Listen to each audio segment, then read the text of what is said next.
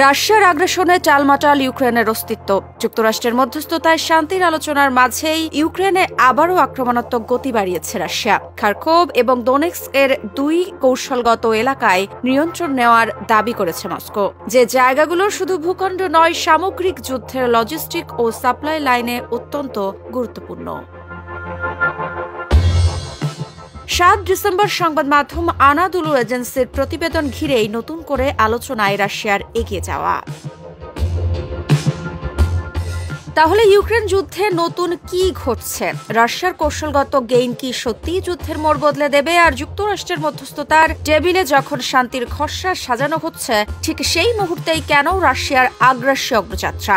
এগুলো কি শুধুই সামরিক অগ্রগতি, নাকি আলোচনার টেবিলে চাপ তৈরির হিসেবি চাল?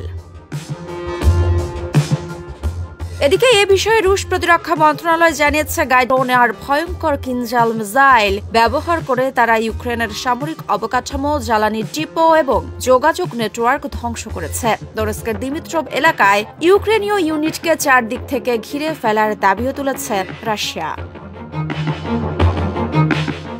অন্যদিকে গ্রিসিন এলাকা ছেড়ে পিছু হটার কথা চাপার স্বরে স্বীকার করতে হচ্ছে কিয়েভকেও, যদিও তারা বলছে এটি কৌশলগত রিডিপ্লয়মেন্ট পরাজয় নয়। কিন্তু কিয়েভের একেবারে অস্বীকারও নেই। প্রতিরক্ষা লাইন ধরে তীব্র লড়াই চলেছে, এটাই তাদের সরকারি ভাষ্য। ইউক্রেনের পূর্বাঞ্চলীয় কমান্ডো বলছে, শুধু প্রতিরক্ষা নয়, তারা পোক্রোভস্কে রুশ ফোর্সের ওপর বড় ধরনের পাল্টা হামলা চালিয়েছে। মিরনোরাদের দিক থেকে রুশ সেনাদের পিছু হাঁটানোর কথাও দাবি করেছে কিয়েভ। এমনকি খার্কিভের একটি বাঁধ ঘিরে কয়েকটি ইউনিট রুশ সেনা আটকা আছে বলেও জানাচ্ছে তারা।